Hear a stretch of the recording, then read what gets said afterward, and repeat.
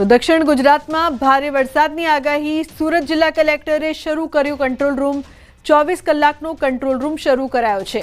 તમામ અધિકારીઓને સતર્ક રહેવા સૂચના આપવામાં આવી છે। તકેદારીના પગલાં ભરવા પણ સૂચના અપાઈ છે।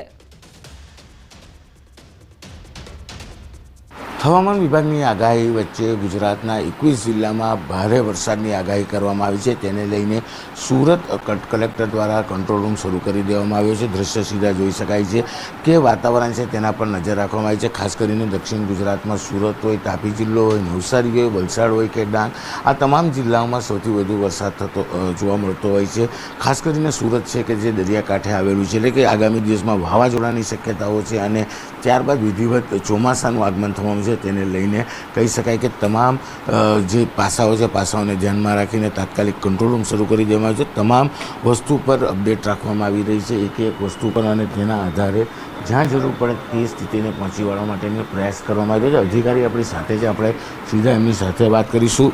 સાહેબ, આપનું નામ? ભરતભાઈ, કયા પ્રકારનો કંટ્રોલ રૂમ છે, શું ધ્યાન રાખવામાં આવે છે? હાલ તો આપણા સુરત જિલ્લામાં યલો એલર્ટ આપવામાં આવ્યું છે અને તો 24/7 આ કંટ્રોલ રૂમ કાર્યરત કરી દીધેલો છે। કયા કયા મેઇન વસ્તુ ધ્યાનમાં રાખવાની? હાલ તો જે ઉપરથી જે આગાહીઓ આવી રહી છે દર 2-3 કલાકે, જે અમે સતત સર્ક્યુલેટર કરતા રહ્યા છીએ।